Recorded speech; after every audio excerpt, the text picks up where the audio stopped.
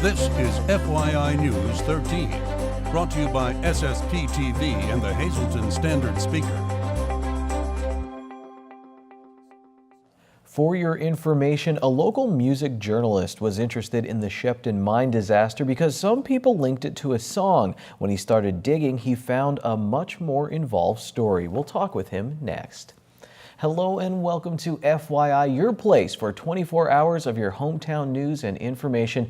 That's right, you can watch me 24 hours a day. Aren't you lucky? I'm Ken Cara, and these are your Wednesday headlines from FYI and the Hazleton Standard Speaker. Will junior high schools return to the Hazleton Area School District? A new study is now underway to answer that question, and a committee will look at the pros and cons of such a move. The district currently has an elementary middle school system. That came about after a study by the RAND Corporation said students perform better when they change schools fewer times. Right now, students from throughout the district do not come together until 9th grade. The committee will meet on Thursday, and public comment is welcome. The committee is expected to make a recommendation on the matter by the end of the year. You can read more about the committee in today's Standard Speaker and at standardspeaker.com. Last night, Hazleton City Council approved 3 of 5 ordinances related to the proposed 2017 city budget. The 3 ordinances approved on first reading would provide the city the ability to levy taxes for funding municipal pensions, reenacting the mercantile and business privilege tax, and reenacting the realty transfer tax. Council did not act on an ordinance to set the property tax rate at 5.39 mils. The 20% increase was proposed by the administration. Council also delayed action on a proposal to establish a 1.35% earned income tax or EIT for city residents and a 1.85% EIT for non-residents, a $10 per capita tax and a $5 residence tax. Both of those ordinances were tabled. The ordinances require 3 readings before they can become law. Council will meet Monday, November 28th at 6 p.m. A disaster that happened more than 50 years ago in Shepton is now the focus of a book by a man from our area. The book, entitled Shepton, The Myth, Miracle, and Music, was written by Max Furyk of Berwick. Our Lisa Sugart sat down with him to find out what triggered his interest in this decades-old story. Today we're pleased to welcome to our studios Max Furyk from Berwick. He is a journalist, a musical journalist, but he is also an avid student of the coal region. And that led to his 3rd book that you have written. Others are more, I guess, on the music industry. But this one now dealing with the Shepton mine disaster. So what triggered your interest in this? Well, you know, I approached Shepton as a rock journalist. I was pretty much intrigued by the connection between cannibalism and the 1971 song by the Boys, Timothy. A lot of people felt that Timothy was about Shepton. It really wasn't. I had interviewed Rupert Holmes, who wrote the song, back in 1980. Rupert was at the Bloomsburg Fair, and he said that it wasn't. He didn't know anything about Shepton, but still people felt that it was, and it became part of what I call the Shepton mythology. So I started to write this book mainly about the song and the connection, and I didn't realize there was a greater story, a much greater story. After the miners were rescued, they started to talk about seeing Pope John the 23rd, who was canonized in the year 2014. They talked about seeing humanoid creatures and golden cities and a lot of really weird stuff. So Shepton became a blending of that rock mythology, the human survival, the miraculous, the supernatural, and then the other thing too. I mean, there's just a whole lot of things. It's just an amazing story. But the technology, the Shepton borehole rescue technology, was later used in 2002 in Q Creek in western Pennsylvania, and then it was used in 2010 in Chile at the copper mine, and there was a 2015 movie called The 33. Shepton rescue technology saved those miners. Wow, pretty amazing. So is there anything when you were doing all of this that you were surprised that you learned? I developed a profound respect for Dave Fellon, for Pope John the 23rd. I mean, just a huge, significant person in history. I mean, I can't say enough about him. But also for the coal region. And I would hope that young people, I hope that they would realize that the anthracite coal region is one of the most important places in America. We fueled the Industrial Revolution. We are important, we're significant, and we need to talk about this and celebrate this. Now, your book, Shepton, The Myth, Miracle, and Music. How do our viewers get it? Yeah, you could check out my website. It's sheptonmyth.com, and it talks about my Shepton book and some other things about my career. So sheptonmyth.com. Yeah, check it out. All righty, we definitely will. Thank you so much for joining us. It's a pleasure to have you here in our studio. And Max Furyk is also a guest on the Sam Lassand Show, so you're going to want to check that out for a more in-depth interview. Thank you, Lisa. And as Lisa just mentioned, Max Furyk will be a guest on a brand new Sam Lassand Show. It will premiere this evening at 7 p.m. on SSPTV and SSPTV.com with a rebroadcast at 9 p.m. Check your local listings for additional dates and times.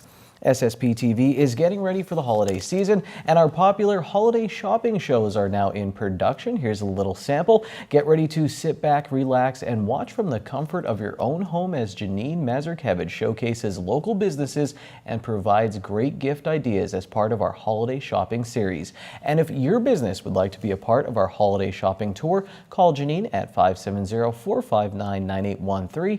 It's an SSPTV holiday tradition, and the excitement starts next Friday, Black Friday, right here on SSPTV and, of course, at SSPTV.com. Coming up next on FYI, more information from the Hazleton Area School District, and our Wild About Huntin' segment is all about trail cameras. Later, we'll show you how the Marion Phillies made it to the state single-A girls volleyball championship game on Saturday. We'll go inside their semifinal win and the post-match celebration.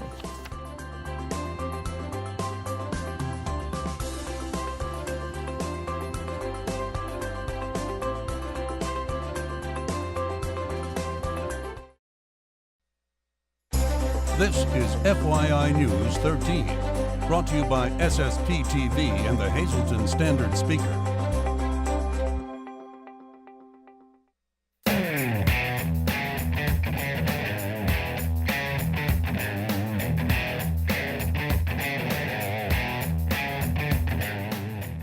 Hey folks, welcome to this week's Wild About Hunting segment, and welcome back to the Wild About Hunting office. This week I want to do a little product review for you of a product that we found to help you when you're checking your trail cameras. We found this first through social media. It's called Bone View, and it helps you read your trail cameras by using your smartphone. And here's how it works. Like I said, David found this on an ad on Facebook and introduced the team to it. Team member Jimmy Sharp bought one. He has it for the iPhone. I recently just purchased it for the Android. Real simple to use. What I like about this product is it allows you to not only view the trail camera photos right on your smartphone, you can save them to your phone, you can delete them while you're there and put your camera card back into your camera clean without any photos on it. You can share them with friends by texting, family, friends, your hunting buddies, say, hey, we got this buck over here, or to social media if that's something that you like to do. The other thing I like about this is it's really simple that if you're going out to hunt that evening and you've got a couple cameras set up and you want to check those cameras before you decide what stand location to hunt, this is a really lightweight tool that you can take with you, check the cameras, maybe see where deer are moving more, and pick that stand to hunt in for that evening or that morning's hunt. But it's real simple. This is what it looks like for the Android. It's a real simple, lightweight device. All you'll do is you'll take your camera card out of your trail camera, plug it into the SD card port there, and then it goes right in with the micro USB right into where you charge your phone. And then once it's in there, you plug it in and you can read your card. You'll see all the cameras, all the pictures on there. It comes with instructions. You will have to download an app which is free on the Google Play Store, on the Google App Store, which is File Manager, File Transfer. And if you want to be able to watch video, you need to download MX Player, but they're both free. They work really well. We've tried them both over the weekend. This whole little package with shipping was $30 and well worth the money. So if you want to give a Bone View a try, instead of carrying a big laptop, an iPad, or a bigger SD card reader into the field with you, pack this in your pocket. You can get a waterproof case right on their website, boneview.com, along with a lot of other great products that they offer. And give it a try. send us an email at info@wildaboutHunting.com. Let us know how you like Boneview when you're out there checking your trail cameras. We like it. It's Wild About Hunting approved here, so give it a try, and we'll see you next week somewhere in the hunting woods. Time now for FYI News 13 weather. Hey, look what made its way to downtown Hazleton. Will we see the real stuff this weekend? Here's our local forecast from the National Weather Service. Tonight, cloudy, then gradually becoming partly cloudy with a low of 40 degrees, while the northwest wind from 7 to 9 miles per hour. Thursday looks sunny with a high in the mid-50s. At night, we'll get down to 37 degrees. It will be mostly clear. Friday, sunny with a high in the low 60s. Friday night, we're down to 43. Again, mostly clear skies. Saturday, 30% chance of showers after 2 p.m., high of 58. At night, 60% chance of showers, likely before 2 a.m., mostly cloudy, low of 32. And then on Sunday, rain and snow showers likely, 60% chance, mainly before 8 a.m. It will be cloudy with a high near 38. At night, 40% chance of rain and snow showers before 8 p.m., mostly cloudy with a low around 26 degrees. Today, I'm pleased to welcome to our studios Deb Yanuzzi. She is the Acting Director of Special Education and Early Intervention for the Hazleton Area School District, here to talk about some new expansions in her programs. Deb, first of all, thank you so much for being here today. We're pleased to have you. Your program is growing by leaps and bounds.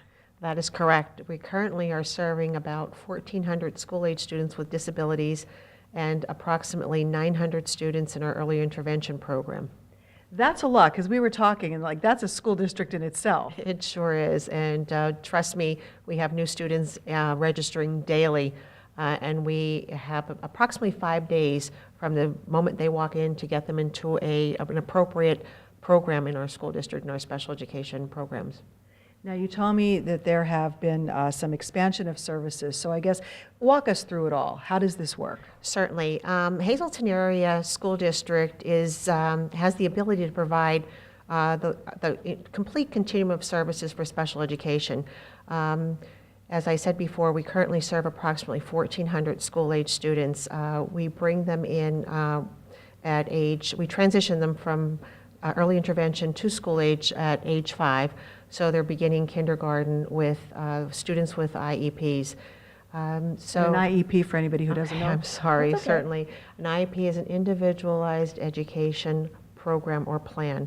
And that student becomes eligible for special education through the process. The process involves a psychological by a school psychologist who finds them eligible under one of the categories of special education. There are 13 of them. I'm not going to name all of them, but Sure. just for an example, specific learning disability, autism. We have our sensory disabilities, hearing impaired as well as visually impaired, and there are 13 in all. But once the school psychologist does find them eligible, they also have to meet the criteria of needing specially designed instruction. And specially designed instruction is instruction over and beyond what a general education teacher can provide. So once they're in special education, we have to decide two things: the kind of support they need and the level of support they need. We currently have students in full-time situations as well as itinerant situations where they're supported by the gen ed teacher in the classroom. So it's amazing that there are so many different levels, so many different categories. It entails a lot. It's not just saying that a child is in this designation and that's it.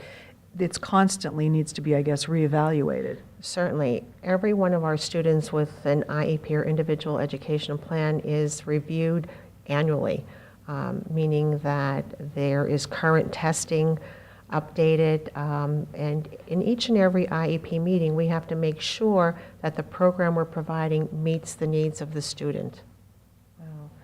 There's definitely a lot that it entails. You have your work cut out for you, and I was not aware that there were that many students that were involved in your programs at the district. There certainly are, and I did want to mention that when we come together, we do come together as a team. So participating in this team is the general education teacher, the special education teacher. We provide a full continuum of therapies if needed: occupational therapy, physical therapy, vision and hearing support. So the parents are the number one players on this team. So when we do come together, it's not a decision made by one person, it's made by a team of professionals and the parents as well. Very good. Some very important information to know about the many programs that are available in the Hazleton Area School District, and this time letting you know about the ongoing continuum of services in the Special Education Department. Thank you, Lisa. Now your midday winning lottery numbers here on FYI. Pick 271, your pick 3 numbers 430, pick 40729, and pick 5 34185. It was quite a night for the Marion girls volleyball team. They have one more game to go. We'll take you to their semifinal victory when we come back.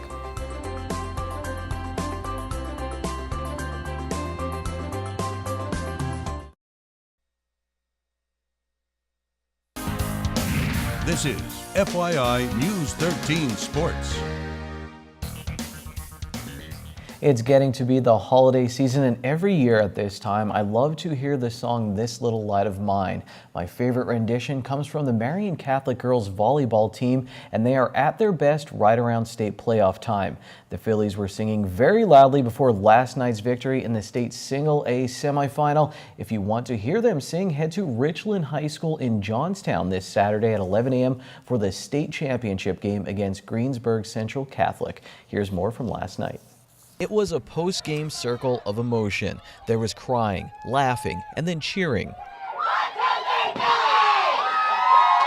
And then someone started handing out boxes of donuts. Parents and family members' flashes were going off on their phones, and the video camera lights were shining bright from the media. It was a whirlwind outside of the gym at Cumberland Valley High School after Marion clinched their spot in the state Single A championship game. It was a whirlwind many didn't expect the 2016 Phillies to be in. It's been crazy. From the beginning, a lot of people doubted us, but we've been working so hard and we've come together as a team, and it's just an amazing feeling to be going to the state championship as a senior. Jasmine, you said people didn't believe you could do it. Why did you guys always believe you could make it this far? You guys can make it there? Because we knew how to play Marion volleyball, and we just knew we could do it. We knew we could put a lot of heart into this game. The Phillies even surprised their head coach, Dr. John Falabella, a little bit. When we started this season, I thought, and I told everybody all spring, we're a really weak team. I've got 7 new position starters. I don't know what's going to happen. Well, we're in the state final. Well, I'm not even thinking about it. Just, I'm not going to scout them. I didn't scout this team. I didn't look at one video. I don't want to know anything about them. We're going to go out there. They're going to know about us. Going into the state title game, Greensburg Central Catholic is going to know all about Marion Junior Jasmine Mooney and her powerful serve. She finished with 10 aces in Marion's 3-1 victory over Berlin Brothers Valley in the Single A state semifinal. With the Phillies down 18-15 in the first set, Mooney took over the serve. When her run was over, Marion was up 21-18. They would win the first set 25-23. It's all about serving. At this level, it's all about serving. You got the better serving team, you're going to win games. That's what we practice hours upon hours. At least half an hour to an hour of our practices are serving. We have a serving specialist, that lefty with that crazy float serve that she comes off the bench. Miranda has a crazy float serve. They're all really effective servers, and that's what we look for. We try to put them in order, that they complement one another and add to one another, different kind of serving styles. Along with some great serving, there was another factor in Marion's big win. What do you think worked really well for you guys tonight? When did it seem like you had control of this match? I think when we finally started communicating and playing together as a unit, we were, last game we were a little working on that, and this time we just put it together. Mooney agrees with her teammate that this was the most they played as a team all year. The victory was a total team effort from the 2 senior captains, Jenna O'Donnell and Miranda Antigua, to sophomore Antonina Zeleniak, who's going to come flying into the bottom of your screen with a kill right now. Her mother just told me, she tells her every day before the game, my little Peter Pan, go out there and fly. And when she got this one perfect kill, I said, well, how the heck did she do that? Okay. And they said they can't see her coming. I guess maybe that's it too. She's a player. She's 5'2". She's a player. What can I say to you? The Phillies are flying at just the right time, and they should feel a little lighter as they try to soar to a state title this Saturday. My goal this year was state, to not to win it, but to get there, and to know that we traveled farther than our last team. And I've never felt such a weight off my shoulders my entire life before. The Phillies saying going into this game was carpe diem, seize the day. They did, and now there's another day of volleyball for them this season. We'll have more on the Phillies tomorrow when Standard Speaker sports editor Dave Seaman is in the house. Now the FYI Standard Speaker scoreboard. Samuel Sant Jr. and Janine Mazurkevich now have bragging rights over me and Lisa as their school beat ours. Penn State Hazleton dominated inside the paint, but King's College had more free throws and shot 10 of 13 from three-point range to get the victory in men's basketball. The local Lions are in a Thanksgiving tournament at Misericordia University this weekend. The local Lady Lions picked up a non-conference win over Cairn University to stay undefeated this season at 4-0. Ijana Laster scored 24 points to lead Penn State Hazleton. The Lady Lions had 21 steals in this game. Well, a Penn State Hazleton men's soccer player received a major postseason honor. Senior Kyle Venditti was named a first-team United States Collegiate Athletic Association All-American. His 25 goals this season set a single-season record at Penn State Hazleton. He's also the first four-year men's soccer player ever at the school, and he helped lead the team to the Penn State University Athletic Conference Championship game. Well, sports is done for today, my friends, but please stay where you are for an important message from Bottlenecks in West Hazleton. You made it to the middle of the work week. Reward yourself at Bottlenecks. It's their featured steak entree night with plenty of amazing steak options. Good evening, everyone, and here's tonight's Talk of the Town report. First tonight, Holy Trinity Orthodox Church, 223 South Kennedy Drive in McAdoo, be having a pierogi and alushki sale Friday, November 18th from 10 a.m. to 5:30. Please call ahead to secure your order, 570-929-2179. And finally, Freeland Presbyterian Church will be holding an annual Community Christmas Carol Fest on Sunday, November 27th at 2:30 p.m. Come and join in singing favorite carols and in good fellowship. For more information, just call 570-520-4669. That's tonight's Talk of the Town. News 13 would like to send sincere condolences to the family and friends of these recently departed.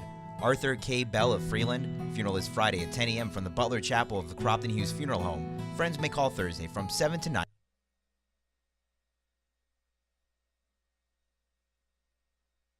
p.m. Leon C. Buffington of Cunningham. Funeral is Saturday at 11 a.m. with a memorial service at the Cunningham Methodist Church.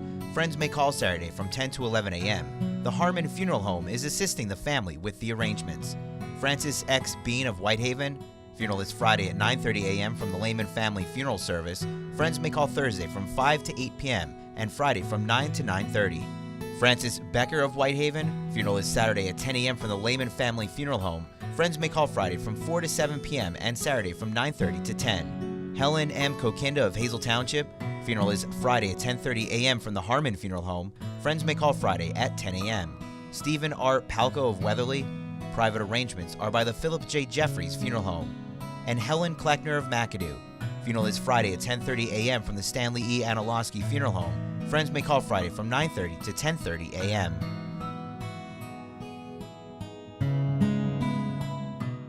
Attention pay-per-view subscribers, if you see your name right now on News 13, you have 13 minutes to call in and win a free movie from Service Electric Cablevision. Our winner tonight is Kathy Lewiski of Tamaqua. Kathy, if you're watching, give us a call, 570-455-7267, extension 104.